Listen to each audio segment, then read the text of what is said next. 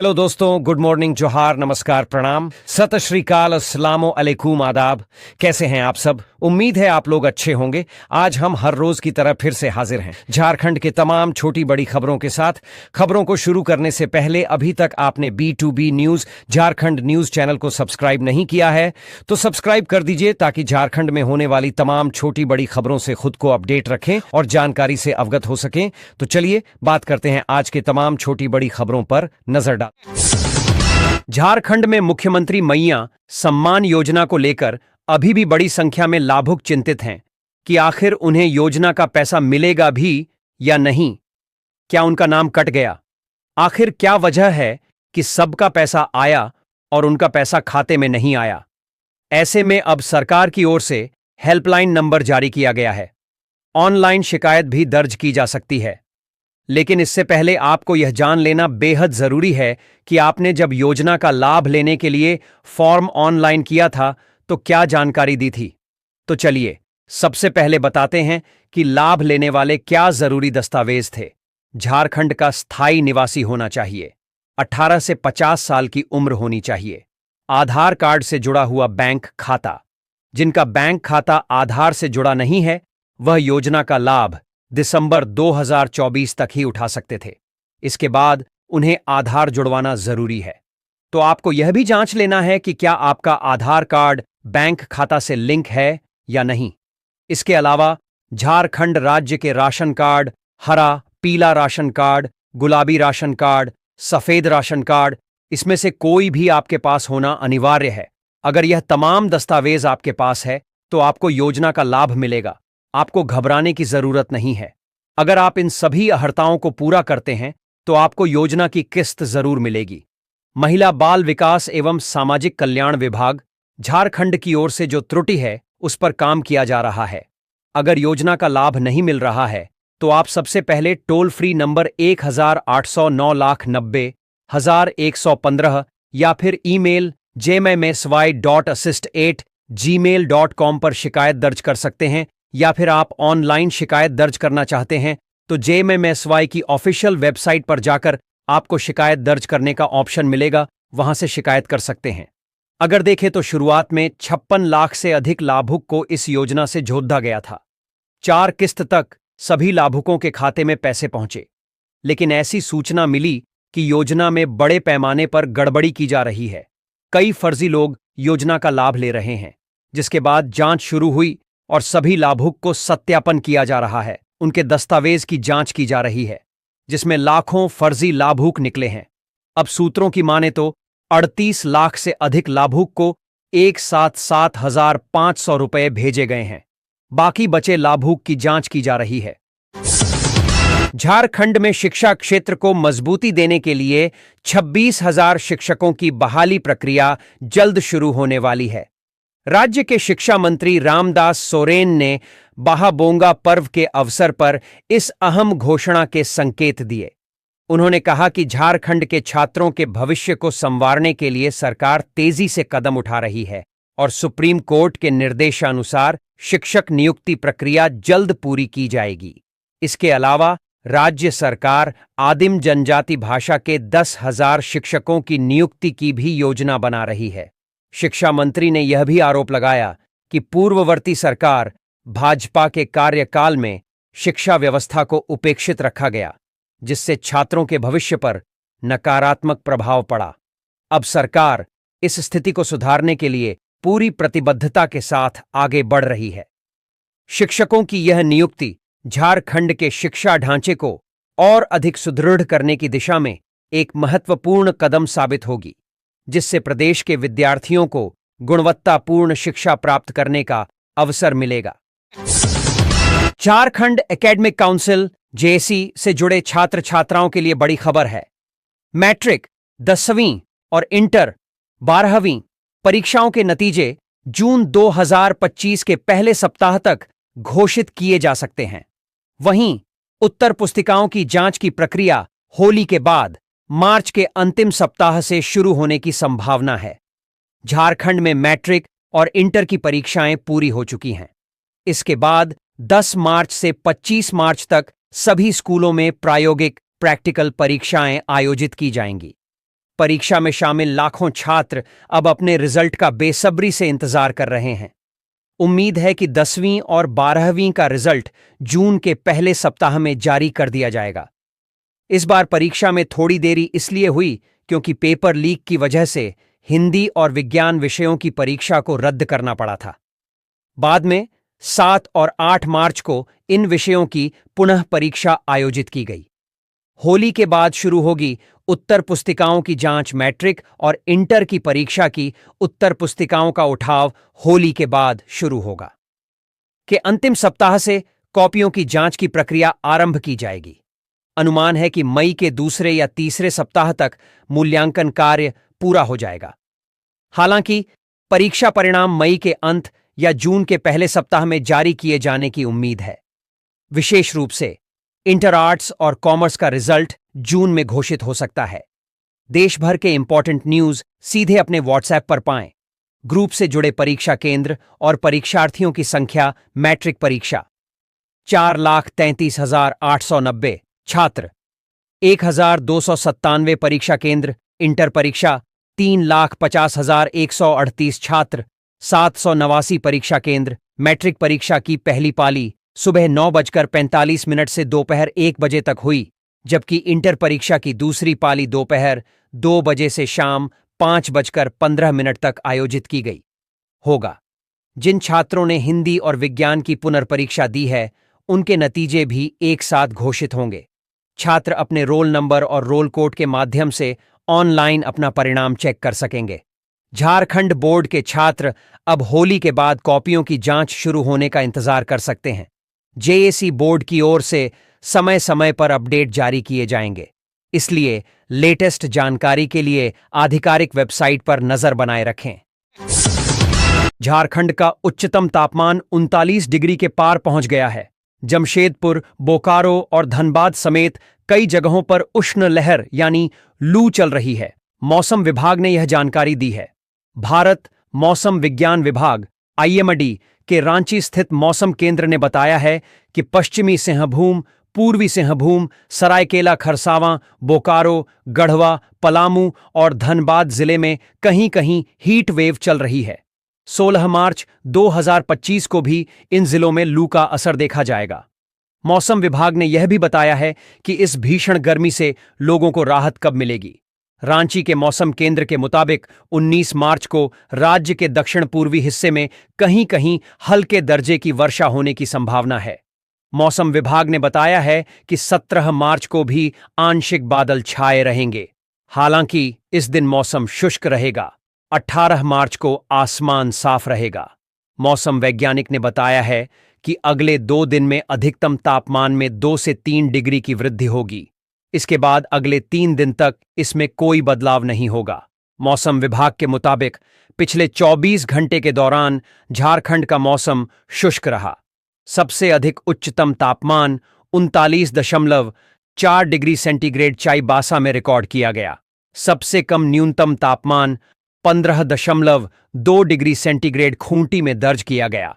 मौसम विभाग ने बताया है कि 16 और 17 मार्च को राजधानी रांची में आंशिक बादल छाए रह सकते हैं। हालांकि दोनों दिन मौसम शुष्क रहेगा। 18 मार्च को आसमान साफ रहेगा। 19 मार्च को राजधानी में आंशिक बादल छाए रहेंगे, लेकिन बारिश होने की संभावना नहीं है। मौसम विभाग ने कहा है कि 19 मार्च को पश्चिमी सिंहभूम, पूर्वी सिंहभूम और सरायकेला खरसावां जिले में कहीं-कहीं हल्की बारिश हो सकती है। झारखंड के गांवों में अब सरपट गाड़ियां दौड़ेगी। ग्रामीण सड़कों की सूरत संवारी जाएगी। इसके लिए सरकार ने कवायद शुरू कर दी है। मुख्यमंत्री ग्राम सड़क योजना के तहत 1500 किलोमीटर नई सड़कें बनाई जाएंगी। ये सड़कें उन इलाकों में बनाई जाएंगी जहां अभी तक पक्की सड़कें नहीं हैं। इसके अलावा 10,400 किलोमीटर मौजूदा सड़कों की मरम्मत भी की जाएगी। ग्रामीण कनेक्टिविटी को बेहतर बनाने का लक्ष्य झारखंड सरकार ने ग्रामीण इलाकों में सड़कों और पुलों के निर्माण और मरम्मत के लिए बड़े पैमाने पर योजनाएं शुरू की हैं। मुख्यमंत्री ग्राम सेतु योजना के तहत 130 पुलों का निर्माण किया जाएगा, जो पिछले वर्षों के लक्ष्य से लगभग 2 गुना है। इन योजनाओं से ग्रामीणों को आवागमन में काफी राहत मिलेगी। और उनके जीवन स्तर में सुधार आएगा। वे अपनी उपज को बाजार तक आसानी से पहुंचा पाएंगे, जिससे उनकी आय में वृद्धि होगी। प्रधानमंत्री ग्राम सड़क योजना के तहत भी सड़कों और पुलों की मरम्मत और निर्माण कार्य किए जाएंगे। इसके लिए जमीन अधिग्रहण की प्रक्रिया भी शुरू की जाएगी। भाजपा नेता और मथुरा से बीजेपी सांसद हेमा मालिनी इस वक्त ओडिशा में हैं और यहां आयोजित वृंदावन महोत्सव में शिरकत कर रही हैं। ये महोत्सव ओडिशा की राजधानी में सांस्कृतिक रवींद्र मंडप में आयोजित किया गया है। वृंदावन महोत्सव के समापन के बाद फिल्म अभिनेत्री हेमा मालिनी ने प्रसिद्ध जगन्नाथपुरी मंदिर में होली का त्योहार मनाया। इस दौरान अभिनेत्री और सांसद ने कहा कि वो जगन्नाथपुरी में होली मनाकर खुद को धन्य महसूस कर रही हूं। न्यूज एजेंसी एएनआई से बात करते हुए भाजपा नेता ने पूरे देशवासियों को होली की शुभकामनाएं दी और कहा कि आज बहुत ही पावन दिन है। मुझे जगन्नाथ मंदिर में कृष्ण जी के साथ होली खेलने का मौका मिला। हमारे मथुरा में कल ही होली थी, लेकिन आज मैं होली खेल रही हूं। अभिनेत्री ने लोगों से अपील करते हुए कहा कि होली जरूर खेलें। ये श्री कृष्ण भगवान की पसंदीदा त्योहार था। आप सभी फूलों के साथ होली खेलें और सुरक्षित रहें। भाजपा सांसद ने ओडिशा में एक सांस्कृतिक कार्यक्रम में आई थी, जिसके बाद उन्होंने जगन्नाथपुरी मंदिर में दर्शन किया। वहां की व्यवस्थाओं को देखकर उन्होंने ओडिशा सरकार, वहां के लोगों और संबित पात्रा को धन्यवाद दिया। बीजेपी सांसद। बता दें कि बॉलीवुड की ड्रीम गर्ल और बीजेपी सांसद हेमा मालिनी ने गुरुवार 13 मार्च को ओडिया भाषा साहित्य एवं संस्कृति विभाग तथा वृंदावन गुरुकुल द्वारा आयोजित वृंदावन महोत्सव में बतौर मुख्य अतिथि शिरकत करने आई थीं। इस दौरान उन्होंने मंच पर भरतनाट्यम की शानदार प्रस्तुति भी दी थी। सहारा इंडिया परिवार में फंसे निवेशकों के लिए खुशखबरी है। सहारा समूह की सहकारी समितियों में निवेश करने वाले निवेशकों के लिए रिफंड प्रक्रिया शुरू हो गई है। सरकार ने निवेशकों के पैसे वापस दिलाने के लिए सीआरसीएस सहारा रिफंड पोर्टल लॉन्च किया है। इस पोर्टल के माध्यम से निवेशक अपने रिफंड के लिए ऑनलाइन आवेदन कर सकते हैं। इस लेख में हम सहारा इंडिया रिफंड के लिए ऑनलाइन आवेदन करने की प्रक्रिया, पात्रता मानदंड, आवश्यक दस्तावेज और अन्य महत्वपूर्ण जानकारियों के बारे में विस्तार से जानेंगे। यदि आपने भी सहारा इंडिया परिवार की किसी भी योजना में निवेश किया है, तो यह जानकारी आपके लिए बेहद उपयोगी होगी। सहारा इंडिया रिफंड क्या है? सहारा इंडिया रिफंड योजना का उद्देश्य उन निवेशकों को उनके फंसे हुए पैसे वापस दिलाना है, जिन्होंने सहारा समूह की सहकारी समितियों में निवेश किया था। सरकार ने इस योजना के तहत एक ऑनलाइन पोर्टल लॉन्च किया है, जिसके माध्यम से निवेशक अपने रिफंड के लिए दावा कर सकते हैं। मुख्य उद्देश्य निवेशकों को राहत, उन निवेशकों को वित्तीय राहत प्रदान करना जिनका पैसा सहारा इंडिया में फंसा हुआ है। पारदर्शिता, रिफंड प्रक्रिया को आसान और पारदर्शी बनाना। जल्दी निपटान, निवेशकों को जल्द से जल्द उनका पैसा वापस दिलाना। कौन आवेदन कर सकता है?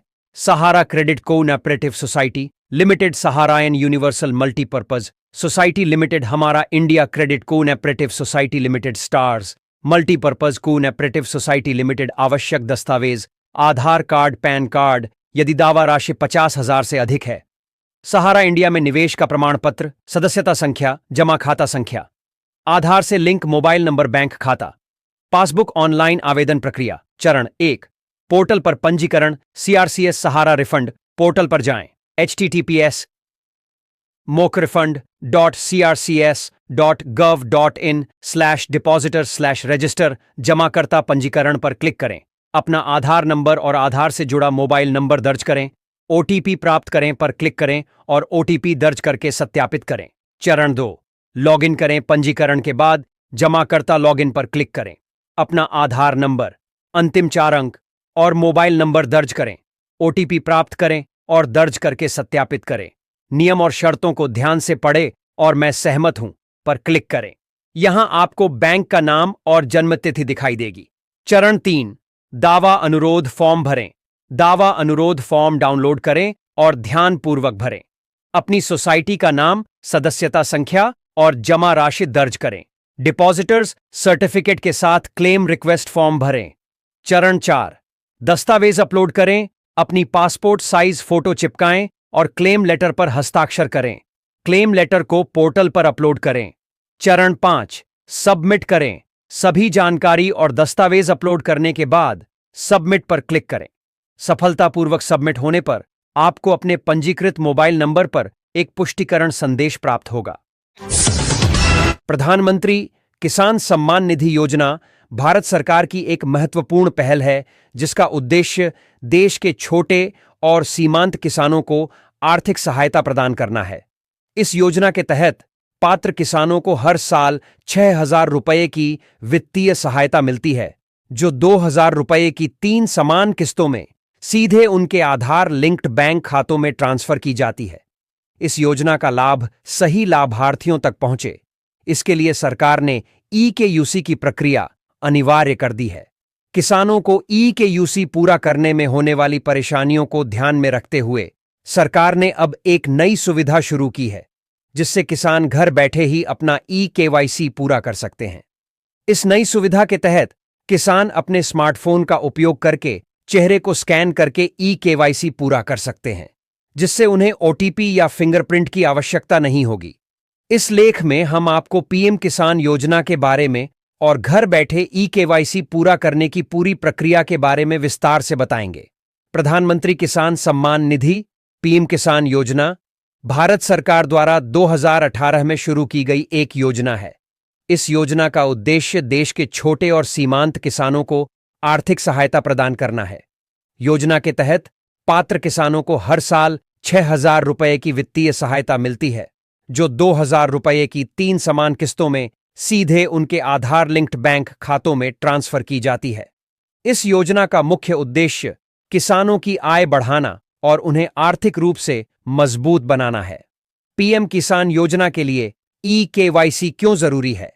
पीएम किसान योजना में ई-केवाईसी की प्रक्रिया अनिवार्य है, ताकि यह सुनिश्चित किया जा सके कि योजना का लाभ सही लाभार्थियों तक पहुंचे और किसी भी प्रकार की धोखाधड़ी को रोका जा सके। ई-केवाईसी के माध्यम से सरकार लाभार्थियों की पहचान, आइडेंटिटी को सत्यापित करती है और यह सुनिश्चित करती है कि पैसा सही व्यक्ति के खाते में जा रहा है। ओटीपी आधारित ई-केवाईसी यह प्रक्रिया पीएम किसान पोर्टल पर उपलब्ध है और उन किसानों के लिए है जिनके आधार कार्ड से मोबाइल नंबर लिंक है। बायोमेट्रिक आधारित ई-केवाईसी यह प्रक्रिया कॉमन सर्विस सेंटर सीएससी और राज्य सेवा केंद्र एसएसके पर उपलब्ध है और उन किसानों के लिए है जिनके आधार कार्ड से मोबाइल नंबर लिंक नहीं है। चेहरा प्रमाणीकरण आधारित ई-केवाईसी यह पीएम किसान मोबाइल ऐप पर उपलब्ध है और किसानों को अपने स्मार्टफोन का उपयोग करके चेहरे को स्कैन करके ई-केवाईसी पूरा करने की अनुमति देता है। केंद्रीय विद्यालय संगठन ने शैक्षणिक सत्र 2025 से 27 के लिए कक्षा 1 में प्रवेश की प्रक्रिया शुरू कर दी है। यह प्रक्रिया 7 मार्च 2025 से शुरू हो गया है और 21 मार्च 2025 तक चलेगी। इस बार आवेदन प्रक्रिया पूरी तरह से ऑनलाइन है, जिससे अभिभावकों को घर बैठे ही आवेदन करने की सुविधा मिलेगी। इस लेख में हम आपको केवीएस क्लास 1 एडमिशन 2025-26 से जुड़ी सभी महत्वपूर्ण जानकारियां देंगे, जैसे आवेदन प्रक्रिया, पात्रता मानदंड, आवश्यक दस्तावेज, आयु सीमा और चयन प्रक्रिया। यदि आप अपने बच्चे का केंद्रीय विद्यालय में प्रवेश कराना चाहते हैं तो यह लेख आपके लिए उपयोगी होगा। केवीएस क्लास 1 एडमिशन के लिए पात्रता मानदंड। आयु सीमा बच्चे की आयु 6 वर्ष से कम नहीं और 8 वर्ष से अधिक नहीं होनी चाहिए। आयु की गणना 31 मार्च 2025 तक की जाएगी। आरटीई और प्राथमिकता। आरटीई राइट टू एजुकेशन के तहत कमजोर वर्ग के बच्चों को प्राथमिकता दी जाएगी। सरकारी कर्मचारियों और रक्षा क्षेत्र से जुड़े अभिभावकों के बच्चों को भी प्राथमिकता दी जाएगी। आवश्यक दस्तावेज जन्म प्रमाण पत्र बच्चे की जन्म तिथि सत्यापित करने के लिए, आधार कार्ड पहचान प्रमाण के रूप में, पते का प्रमाण जैसे राशन कार्ड या बिजली bill, photo passport size photo JPEG format में, जाति प्रमाण पत्र यदि लागू हो, आरटीई प्रमाण पत्र यदि कमजोर वर्ग के तहत आवेदन कर रहे हैं, सरकारी सेवा प्रमाण पत्र यदि माता पिता सरकारी कर्मचारी हैं, केंद्रीय विद्यालय कक्षा 1 में प्रवेश एक महत्वपूर्ण अवसर है जो बच्चों को गुणवत्तापूर्ण शिक्षा प्रदान करता है। यदि आप अपने बच्चे का नामांकन कराना चाहते हैं तो जल्द से जल्द ऑनलाइन आवेदन करें और सभी आवश्यक दस्तावेज तैयार रखें। इस लेख में दी गई जानकारी आपको सही दिशा में मार्गदर्शन करेगी। डिस्क्लेमर: यह लेख विभिन्न स्रोतों से प्राप्त जानकारी पर आधारित है। वास्तविक नियम और प्रक्रियाएं समय समय पर बदल सकती हैं। कृपया आधिकारिक पोर्टल पर जाकर पूरी जानकारी प्राप्त करें। अगर अभी भी आपका बैंक अकाउंट आधार एनपीसीआई लिंक नहीं है तो अभी आपको तुरंत अपने बैंक खाते को आसानी से घर बैठे ही लिंक कर लेनी चाहिए। एनपीसीआई पोर्टल पर अब यह विकल्प दे दी गई है जिससे आवेदक बिना बैंक गए घर बैठे आसानी से अपने बैंक खाते को आधार एनपीसीआई लिंक कर सकते हैं। हम आपको इस आर्टिकल के माध्यम से विस्तृत रूप से बैंक अकाउंट को एनपीसी से लिंक घर बैठे कैसे करें इसकी पूरी जानकारी प्रदान करेंगे जिसे आप पढ़कर आसानी से जान पाएंगे। इस आर्टिकल में हमने पूरी विस्तृत जानकारी के साथ NPCI link to bank account online 2025 कैसे करें इसकी सभी जानकारी प्रदान की है। इसीलिए इस आर्टिकल को शुरू से अंत तक पढ़े जाने और आसानी से घर बैठे ही बैंक अकाउंट का एनपीसीआई लिंक करें। वही आर्टिकल में आगे बढ़ने से पहले आप सभी को यह विस्तृत रूप बताते चलें कि NPCI link to bank account online in 2025 link करने के लिए आपको आधार कार्ड तथा Aadhaar link mobile number of bank passbook तैयार रखना होगा ताकि आप आसानी से एनपीसीआई की आधिकारिक पोर्टल https://www.npci.org.in पर जाकर तुरंत बैंक खाते को एनपीसीआई लिंक कर सकते हैं। अंततः इस तरह की और भी NPCI link to bank account online in 2025 से जुड़े लेटेस्ट जानकारी प्राप्त करने के लिए आप इस वेबसाइट पर रेगुलर विजिट कर सकते हैं। नीचे इंपॉर्टेंट लिंक्स सेक्शन में डायरेक्ट लिंक प्रोवाइड किया गया है जहां से आप NPCI link to bank account online in 2025 आसानी से कर सकते हैं। इस आर्टिकल में हम आपके पूरे विस्तृत रूप से सभी प्रिय पाठक को वह व्यक्तियों को तहे दिल से हार्दिक स्वागत करते हुए इस आर्टिकल के जरिए हम आपको यह जानकारी आसान रूप से प्रदान करेंगे जिसे आप पढ़कर तुरंत ही NPCI link to bank account online in 2025 घर बैठे ही कर सकते हैं। इसलिए इस आर्टिकल को ध्यानपूर्वक पढ़े जाने और आसानी से अपने बैंक खाते को एनपीसीआई को लिंक करें। कोच्चि के सेंट पॉल्स इंटरनेशनल स्कूल के 5 छात्रों में वायरल मेनिंजाइटिस की पुष्टि हुई है। सभी प्रभावित बच्चे स्थानीय अस्पतालों में इलाज करवा रहे हैं और उनकी हालत स्थिर बताई जा रही है। स्वास्थ्य विभाग इस संक्रमण के स्रोत का पता लगाने के लिए पानी के नमूनों की जांच कर रहा है। वायरल मेनिंजाइटिस क्या है? वायरल मेनिंजाइटिस एक रोग है जो मस्तिष्क और रीढ़ की हड्डी को घेरने वाली झिल्ली मेनिंजस की सूजन के कारण होता है। यह विभिन्न वायरसों के कारण होता है। वायरल मेनिंजाइटिस मामला कैसे सामने आया? कोच्चि के कलामससेरी स्थित सेंट पॉल्स इंटरनेशनल स्कूल में पढ़ने वाले 7-8 वर्ष के 5 बच्चों को बुधवार को निजी अस्पतालों में भर्ती कराया गया था। चिकित्सकीय जांच के बाद डॉक्टरों ने वायरल मेनिंजाइटिस की पुष्टि की। संक्रमण को फैलने से रोकने के लिए स्कूल को 1 सप्ताह के लिए बंद कर दिया गया है। साथ ही प्रभावित छात्रों के सीरम सैंपल जांच के लिए नेशनल वायरोलॉजी इंस्टीट्यूट अल्पुझा भेजे गए हैं। लक्षण कैसे पहचानें वायरल मेनिंजाइटिस? किस उम्र में हो सकता है मेनिंजाइटिस? कोई भी व्यक्ति मेनिंजाइटिस से प्रभावित हो सकता है, लेकिन यह छोटे बच्चों में अधिक आम है। बुखार, ठंड लगना, सिर दर्द, गर्दन में जकड़न, मतली और उल्टी, रोशनी के प्रति संवेदनशीलता, भूख न लगना, ध्यान केंद्रित करने में कठिनाई, डबल विजन, 2 चीजें दिखना। वायरल मेनिंजाइटिस संक्रमण का खतरा। वायरल मेनिंजाइटिस फैलाने वाले वायरस संक्रमित व्यक्ति के खांसने, छींकने या खराब स्वच्छता के कारण फैल सकते हैं। जटिलताएं। वायरल मेनिंजाइटिस में जटिलताएं कम होती हैं, लेकिन यह बच्चों में गंभीर असर डाल सकता है, जैसे दृष्टि और सुनने की हानि, याददाश्त से जुड़ी समस्याएं, संतुलन में गड़बड़ी, सीखने में कठिनाई। वंदे भारत एक्सप्रेस से सफर करने वाले यात्रियों के लिए खुशखबरी है। अब सफर के दौरान नाश्ता और खाने के अलावा चिप्स, कोल्ड ड्रिंक्स, बिस्किट और अन्य पैकेज्ड फूड आइटम्स का भी मजा लिया जा सकेगा। इस नई सुविधा की शुरुआत गोरखपुर, अयोध्या, लखनऊ, प्रयागराज वंदे भारत एक्सप्रेस से हो चुकी है। मीडिया रिपोर्ट्स के मुताबिक भारतीय railway catering and tourism corporation (IRCTC) ने इस नई सुविधा को यात्रियों की सहूलियत के लिए पेश किया है। पहले से बुक किए गए भोजन के साथ साथ अब वेंडर ट्रॉली के जरिए यह अतिरिक्त सुविधा दी जा रही है, जिससे आप मनचाही खाने की वस्तुओं को खरीद सकते हैं। रेलवे बोर्ड ने इस पहल को औपचारिक मंजूरी दे दी है। रेलवे बोर्ड की हरी झंडी मिलने के बाद IRCTC ने फिलहाल इसे गोरखपुर रूट पर शुरू किया है, लेकिन जल्द ही यह सुविधा देश भर में चलने वाली सभी वंदे भारत ट्रेनों में शुरू की जाएगी। अभी तक यात्रियों को टिकट बुकिंग के समय नाश्ता और खाना प्री बुक करना पड़ता था। जो यात्री भोजन नहीं बुक कर पाते थे, वे केवल चाय, कॉफी या इंस्टेंट स्नैक्स जैसे सीमित विकल्पों पर निर्भर रहते थे। लेकिन अब सफर के दौरान ट्रॉली वेंडर के जरिए आसानी से खाने पीने की चीजें खरीदी जा सकेंगी।